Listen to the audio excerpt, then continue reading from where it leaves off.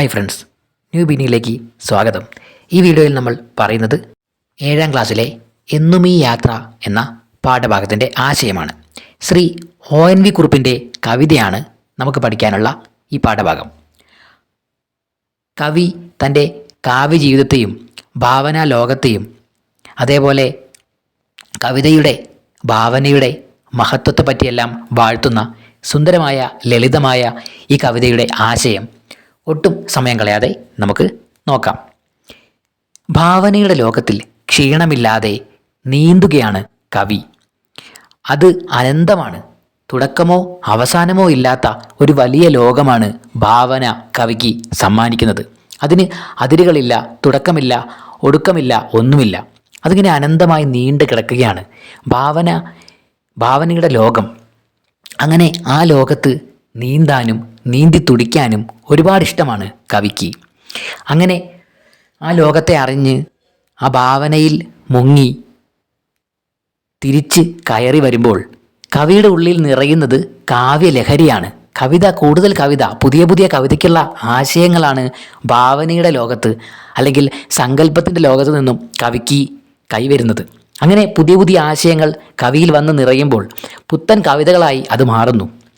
അങ്ങനെ ഭാവനയുടെ ലോകത്ത് നീന്തി തുടിക്കുന്ന കവി അതിൽ നിന്നും കയറി വരുമ്പോൾ കവിയിലൊരു കാവ്യലഹരി നിറയുകയാണ്.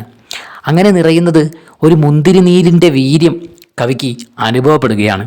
അപ്പോൾ കാവ്യലഹരിയാകുന്ന ആ മുന്തിരി നീരിൻ്റെ വീര്യം കവി ഒരുപാട് ആസ്വദിക്കുന്നു, ഒരുപാട് ഇഷ്ടപ്പെടുന്നു.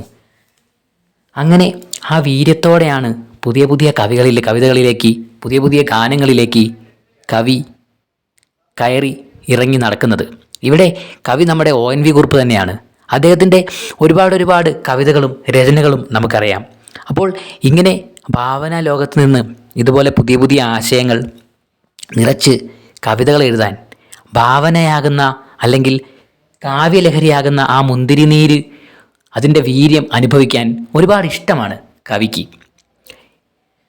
കവിതയ്ക്ക് എന്നും നിലനിൽപ്പുണ്ടെന്ന് കൂടി കവി പറഞ്ഞു വെക്കുന്നുണ്ട്. ഇന്നലെ മറഞ്ഞവരുടെ ഗാനങ്ങൾ ഉയർത്തെഴുന്നേറ്റ് നിലനിൽക്കുന്നു.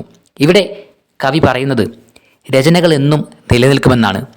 ഒരുപാട് കവികൾ നമുക്ക് വേണ്ടി പാടി കവിതകൾ രചിച്ചു. അപ്പോൾ അവർ മരിച്ചു പോയാലും അല്ലെങ്കിൽ അവർ മറഞ്ഞു പോയാലും എന്നും അവരുടെ രചനകൾ വാഴ്ത്തപ്പെടും, വായിക്കപ്പെടും. ഇപ്പോൾ പണ്ടൊക്കെ ഉണ്ടായിരുന്ന പണ്ടത്തെ കവികൾ എഴുതിയ കവിതകൾ, പണ്ടത്തെ രചനകൾ, ഇതൊക്കെ നമ്മൾ വീണ്ടും വീണ്ടും വായിക്കുന്നു. അവരുടെ മരണശേഷവും അവരുടെ എഴുത്തുകൾക്ക് അല്ലെങ്കിൽ അവരുടെ വാക്കുകൾക്ക്, അവരെഴുതിയ വരികൾക്ക് മരണമില്ല. അപ്പോൾ അതിൻ്റെ ഒരു അനശ്വരത എന്നും നിലനിൽക്കുന്നവയാണ് കവിതകൾ, രചനകൾ, എഴുത്തുകാരുടെ വാക്കുകൾ എന്ന് കവി കണ്ടെത്തുകയാണ്.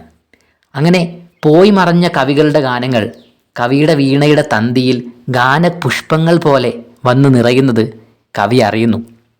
അപ്പോൾ എന്നും നിലനിൽക്കുന്ന തൻ്റെ പൂർവികരായ പണ്ടത്തെ കവികൾ, അപ്പോൾ അവരുടെ ഗാനങ്ങൾ കവി ഏറ്റുവാങ്ങുകയാണ്. അപ്പോൾ ആ പാട്ടുകളൊക്കെ ഇന്നും കേൾക്കുകയും ആ കവിതകളൊക്കെ ഇന്നും പാടുകയും ചൊല്ലുകയും ചെയ്യുന്ന ഒരു തലമുറയാണ് പിന്നീട് വളർന്നു വന്നിട്ടുള്ളത്. അപ്പോൾ ഇന്നും നിലനിൽക്കുകയാണ്.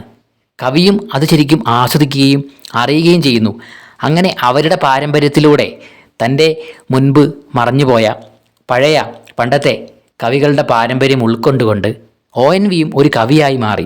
അപ്പോൾ ആ പഴയ പാരമ്പര്യം, കവികളുടെ പാരമ്പര്യം, കാവ്യജീവിതത്തിൻ്റെ ആ ഒരു പാരമ്പര്യം ഏറ്റെടുത്തുകൊണ്ട് അതിൽ മുഴുകിയ ONV കുറുപ്പും ഒരു കവിയായി മാറിയെന്ന് അദ്ദേഹം മനസ്സിലാക്കുന്നു.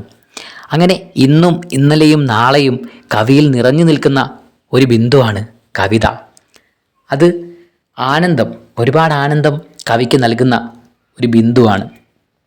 അങ്ങനെ അതിൽ ഭാവന കലർന്നിരിക്കുന്നു. ഭാവനയിലൂടെയാണ് പുതിയ പുതിയ കവിതകളും പുതിയ പുതിയ ആശയങ്ങളും പുതിയ പുതിയ വരികളും എഴുതപ്പെടുന്നത്. അപ്പോൾ ഭാവന കലർന്ന ആ കാവ്യ രസത്തിൽ, അപ്പോൾ കവിത എഴുതുന്നതൊരു രസമായിട്ടും ഒരു അനുഭൂതിയായിട്ടും ഇവിടെ കവി ഉൾക്കൊള്ളുകയാണ്. അങ്ങനെയുള്ള ആ കാവ്യാനുഭൂതിയിൽ അല്ലെങ്കിൽ ആ കാവ്യരസത്തിൽ നീന്തി തുടിക്കാനാണ് കവി ഇഷ്ടപ്പെടുന്നത്. അങ്ങനെ നീന്തുമ്പോൾ കാലമെന്ന മിഥ്യയെ മറികടന്ന് പുതിയ കാണാത്ത തീരങ്ങളിലേക്ക് ഭാവനയിലൂടെ, സ്വപ്നഭൂമിയിലൂടെ പുതിയ പുതിയ സങ്കല്പങ്ങളിലൂടെ, കവിതകളിലൂടെ കവി യാത്ര തുടരുകയാണ്. അങ്ങനെ എന്നുമുള്ള ഒരു യാത്രയാണ് ഇന്നും ഇന്നലെയും നാളെയും ഒക്കെ നിറഞ്ഞു നിൽക്കുന്ന കവിതയാകുന്ന രസത്തിൽ മുഴുകിയുള്ള, അല്ലെങ്കിൽ ഭാവനയുടെ ലോകത്ത് നിറഞ്ഞു നിന്നുകൊണ്ടുള്ള, അതിൽ മുങ്ങിത്തുടിച്ചുകൊണ്ടുള്ള യാത്ര കവി ഒരുപാട് ഇഷ്ടപ്പെടുന്നു. അത് കവിയിലെന്നും നിറഞ്ഞു നിൽക്കുക തന്നെ ചെയ്യും.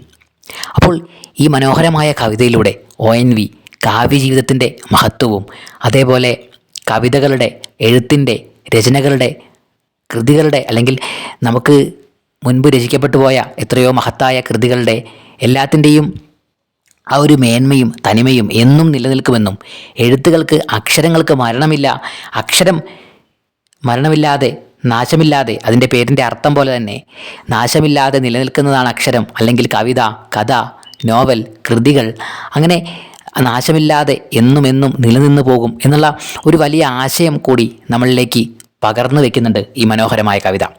മാത്രമല്ല, ഭാവനയുടെ ലോകം എന്ന് പറയുന്നത് നിറഞ്ഞു കിടക്കുന്നതാണ്. അതായത് അതിനതിരില്ലാത്തതാണ്. നമുക്ക് സങ്കല്പിക്കാൻ കഴിയാത്തതായിട്ട് ഒന്നുമില്ല. നമുക്ക് ആകാശത്തിന് ചുവട്ടിലുള്ള എന്ത് കാര്യത്തെപ്പറ്റിയും എന്തിനെപ്പറ്റിയും സങ്കല്പിക്കാൻ കഴിയും. അങ്ങനെ ആ സങ്കല്പത്തിലൂടെ, ഭാവനയിലൂടെ ഒഴുകി നടക്കാൻ കഴിയും. അത്തരത്തിൽ ഭാവനയിലൂടെ നടന്ന്, ഭാവനയിൽ ഇറങ്ങി, മുങ്ങി തപ്പിയിട്ടാണ് വലിയ വലിയ ആശയങ്ങളും പുതിയ പുതിയ കഥകളും കവിതകളും, അങ്ങനെ നമ്മൾ കാണുന്ന എന്തും രൂപപ്പെട്ടു വന്നിട്ടുള്ളത് ഭാവനയിൽ നിന്നുമാണ്. മനുഷ്യൻ്റെ ഭാവനയാണ് അവനെ വളർച്ചയിലേക്ക് നയിക്കുന്നതിനുള്ള പ്രധാന ഒരു ശക്തിയായി നിലകൊള്ളുന്നത്. അപ്പോൾ ഭാവനയുടെ ശക്തി നമുക്ക് തന്നെ അറിയാം. നമുക്ക് സങ്കല്പത്തിന്, അല്ലെങ്കിൽ ഭാവനയ്ക്ക് അതിരുകളില്ല. എന്ത് കാര്യം വേണമെങ്കിലും നമുക്ക് നമ്മുടെ മനസ്സിൽ കാണാൻ കഴിയും.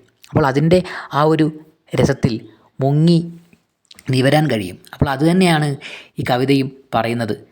കവിക്കുള്ളിലുള്ള ആ ഭാവനയുടെ ലോകം, അതിൽ കവി ഒരുപാട് ആസ്വദിക്കുകയും മുഴുകുകയും നീന്തി നടക്കുകയും ചെയ്യുന്നു.